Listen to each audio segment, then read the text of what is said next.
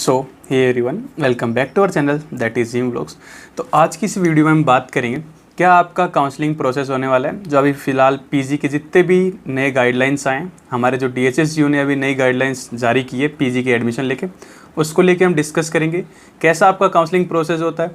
और अगर आपके पास आपकी फाइनल ईयर की मार्कशीट नहीं है तो आप क्या करेंगे, या आपके पास कोई डॉक्यूमेंट्स नहीं है तो आप क्या करेंगे। तो हर एक डाउट के लिए आप वीडियो के आखिर तक बने रहें। तो शुरुआत करते हैं अपन काउंसलिंग प्रोसेस से। जैसा कि मैं आपको बता दूं, हाल में अभी नोटिस आया था तो मैंने एक शॉर्ट्स के माध्यम आपको बता काउंसलिंग प्रोसेस हमारा 15 जून 2025 से चालू होने वाला है, प्रथम काउंसलिंग। उसके बाद आपकी सेकेंड या थर्ड काउंसलिंग जैसे जैसे आएगी तो हम आपको बताते जाएंगे। हमारे कोई भी अपडेट आएगा तो उस पर चैनल हम बता देंगे। तो काउंसलिंग जैसे आपने रजिस्ट्रेशन अभी जस्ट किया तो आपकी अभी आने वाली 1 या 2 दिन के अंदर आपकी लिस्ट आएगी कट ऑफ की। सबसे पहले काउंसलिंग का फर्स्ट स्टेज है, आपकी कट ऑफ लिस्ट आती है। कट ऑफ लिस्ट में आपकी पर कोर्स ईच कोर्स की एक कट ऑफ उसमें की कैटेगरी के हिसाब से आपकी कट ऑफ उसमें बताई जाएंगी। जैसे कि आपकी जर्नल है तो उसमें जो कट ऑफ होती है वो अप टू आता है। मतलब आपका मैं एक एग्जांपल देना चाहूँगा, जैसे आपका एलएलबी का कट ऑफ आ रही है तो एलएलबी की आपका 300 नंबर का एग्ज़ाम हुआ था तो 300 में कैसे कट ऑफ आएगी।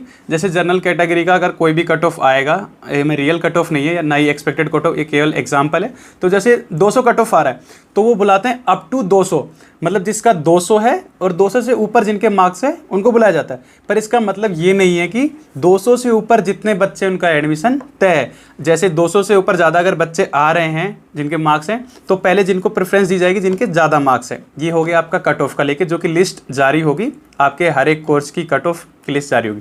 सेकंड, जैसे आपकी कट ऑफ की लिस्ट आती है उसी के साथ साथ कट ऑफ की लिस्ट में आपका डेट भी लिखा रहता है कि कब आपकी काउंसलिंग होनी है, और उसी में आपका लिखा रहता है आपका सेंटर कहाँ पे काउंसलिंग आपकी होनी। जैसे आपका कॉमर्स डिपार्टमेंट है, आप एमकॉम के लिए हो या बीएससी हो, तो आप जैसा तो अधिकतर यही होता है जहाँ आपका डिपार्टमेंट है वहीं आपकी काउंसलिंग होती है। जैसा कि बच्चा डिपार्टमेंट भी देख ले और वहाँ काउंसलिंग में उसको दिक्कत भी ना हो, वहीं आपकी फैकल्टी मेंबर्स रहते हैं। एक पूरी काउंसलिंग की कमेटी वहाँ बैठती है, वहाँ आपके डॉक्यूमेंट्स वगैरह चेक होते हैं और आपका काउंसलिंग प्रोसेस स्टार्ट हो जाता है। ये तो हो गया आपका काउंसलिंग प्रोसेस। अब हम बात करेंगे, अभी पीजी का नया ब्रोशर आया है तो उसमें कुछ रूल्स हैं। अगर आप उन रूल्स को फॉलो नहीं करेंगे तो आपका एडमिशन कैंसिल हो जाएगा। तो कुछ जनरल रूल्स मैं आपके साथ शेयर करना चाहूँगा। जैसे कि पहला जो सबसे मेजर क्वेश्चन है, आप अगर अभी फाइनल सेम या फाइनल ईयर में हैं तो आपके पास डिग्री नहीं है। तो सबसे ज़्यादा क्वेश्चन ये आ रहा था कि हम कैसे डिग्री जमा करेंगे, कैसा हमारा क्या होगा। कुछ कमेंट्स आ रहे थे कि हमारा क्या अंडरटेकिंग होता है। अंडरटेकिंग कुछ नहीं होता है। अंडरटेकिंग एक नॉर्मल एक सेल्फ डिक्लेरेशन होता है जिसमें आप बताते हैं कि this is my name, this is I am belonging from there, और मैं ये चीज़ मेरे पास नहीं है, ये चीज़ मैं बाद में आपको उपलब्ध करवा दूंगा, बाद में मेरे को थोड़ा सा समय दीजिए 10 या 15 दिन का। ये हो गया आपका अंडरटेकिंग कि आप फॉर्मेट खुद बना सकते हैं, उसमें आप खुद अपना सेल्फ अटेस्टेड साइन करके ये जमा कर सकते हैं अगर आपके पास कोई डॉक्यूमेंट काउंसलिंग के टाइम नहीं है तो। अब हम बात करते हैं, जैसा कि मैंने बताया आपको, अगर आप फाइनल सेम या फाइनल सेमेस्टर में है तो आपकी मार्कशीट चाहिए होती है। अगर आप काउंसलिंग में आ रहे हैं, एलिजिबल हो गए हैं, तो आपका प्रोविजनल मार्कशीट जो मैं बता रहा था आपको, एक रील के थ्रू ही बताई थी मैंने। तो अगर आप पे प्रोविजनल मार्कशीट भी नहीं है तो आपका फाइनल सेम, या जैसे अगर 6 सेम का आपका कोर्स है तो आप 5th सेम की आप मार्कशीट ले आएँ, या 6 सेम का रिजल्ट आ गया तो आप रिजल्ट लेके आ सकते हैं, या उससे पहले की जो भी आपके पास मार्कशीट है उनको आप लेके आएँ, जो कि आपको एडमिशन कराने में आपका सहायता करेंगी। दूसरी चीज़ जो कि बहुत ध्यान है, अगर आपका फाइनल सेम में अगर आपकी बैक है या सप्लीमेंट्री कुछ भी है, बैकलॉग है, तो आप एडमिशन के लिए एलिजिबल नहीं हैं।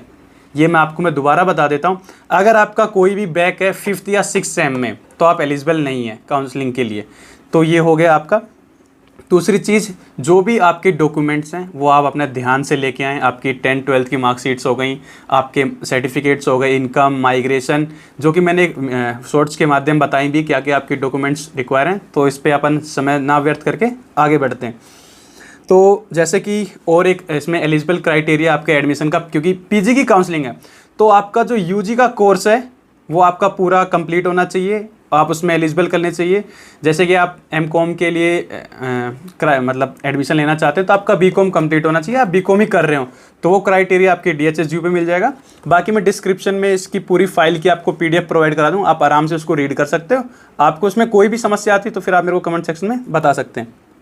अब हम बात करते हैं, हाँ इसमें आपको मैं बताना चाहूँगा जो नया ब्रोशर आया है उसमें आपकी सीट्स भी हैं, क्या आपकी कितनी सीट्स है, किस कोर्स में कितनी सीट है, तो उसकी भी मैं आपको प्रोवाइड करवा देता हूँ डिस्क्रिप्शन में। तो आप वो डिस्क्रिप्शन से आप देख लें आराम से कितनी आपकी पर कोर्स कितनी सीट्स हैं। ये हो गए आपके जनरल रूल्स। अब जैसा कि आपको बताना चाहूँगा रिजर्वेशन, जो कि एक बहुत बड़ा सवाल उठता है रिजर्वेशन के ऊपर, क्या रिजर्वेशन कितना में मिलेगा कितना नहीं। जैसे कि आपका कट ऑफ जाती जनरल कैटेगरी की, अगर आप ओबीसी से हो या एससी एसटी से कैटेगरी से हो पर आपके जो नंबर वो जनरल कैटेगरी में आ रहा है तो आपको जनरल कैटेगरी में गिना जाएगा। दूसरी बात, मैंने रिजर्वेशन के ऊपर एक डेडिकेटेड वीडियो बनाई थी, आप अगर उसमें किसी भी रिजर्वेशन में फॉल करते हैं तो आप उसका ज़रूर फ़ायदा उठाएं। आपने रजिस्ट्रेशन करते टाइम अगर उसको देखा या नहीं देखा तो आप अगर ज़रूर देख लें, वो मैंने यूजी के लिए बनाई है, पर यूजी और पीजी का रिजर्वेशन क्राइटेरिया सेम है, बिल्कुल सेम है, 1 भी % अंतर नहीं है, तो आप उसको जाके देखें। उसकी मैं वीडियो आपको डिस्क्रिप्शन में प्रोवाइड करवा दूंगा। और बात करें कि आपकी क्या क्या फ़ीस होने वाली है हर कोर्स की, तो फीस का भी जो है ये मैं सेम आपको डिस्क्रिप्शन में प्रोवाइड करा देता हूँ, क्योंकि इस वीडियो में तो अगर हम हर कोर्स की अगर फ़ी डिस्कस करेंगे तो काफ़ी लंबी एक वीडियो बन जाएगी। तो कुछ ऐसा आपका काउंसलिंग प्रोसेस होगा। ये आपके जो मैंने अभी आपको रूल बताए, ये आपको काउंसलिंग के टाइम ध्यान देना है।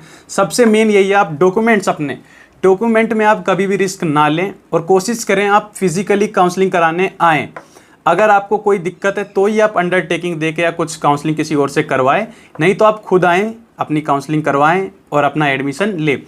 आपका फर्स्ट सेमेस्टर की जो फ़ीस है, अगर आप एडमिशन आपका हो जाता है तो आपको फर्स्ट सेमेस्टर की फ़ीस ऑनलाइन भरनी पड़ेगी, रिफंडेबल। अगर आप एडमिशन कैंसिल कराना है तो उसका भी कुछ रूल्स है, रिफंडेबल हो जाती। अगर आप 10 दिन में या 15 दिन में एडमिशन कैंसिल कराते हैं तो 100% है। फिर ऐसे ऐसे आप जितना डिले होते हैं उतना % कम आपका फ़ीस का वो आपको रिफंडेबल अमाउंट मिलता है।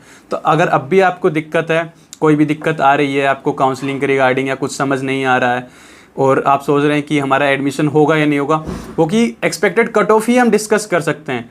बाकी तो अभी लिस्ट आने वाली है, उस लिस्ट में भी जितनी जो मार्क्स आते हैं कट ऑफ के उनमें भी सभी का एडमिशन नहीं होता, क्योंकि अगर 176, क्योंकि उसमें कट ऑफ में लिखा है अप टू 176, तो 176 से बहुत ऊपर बच्चे रहते हैं। अगर वो सारे आ गए तो 176 वाले का भी नहीं होगा। अगर उसमें कम बच्चे आए काउंसलिंग में तो एडमिशन के चांसेस ज़्यादा हो जाते हैं। ये बहुत महत्वपूर्ण चीज़ है। अगर उस दिन बच्चे कम आ रहे हैं तो अगर आप आ गए उस दिन, आपके मार्क्स कम हैं, कोई दिक्कत नहीं है, आपका एडमिशन ले लिया जाएगा। तो ये ऐसे ही मैंने आपको काउंसलिंग प्रोसेस बताया और हम जल्द ही एक कैंपस टूर की वीडियो ला रहे हैं। अगर आप चैनल पे नए हैं तो प्लीज़ सब्सक्राइब और चैनल। Thank you.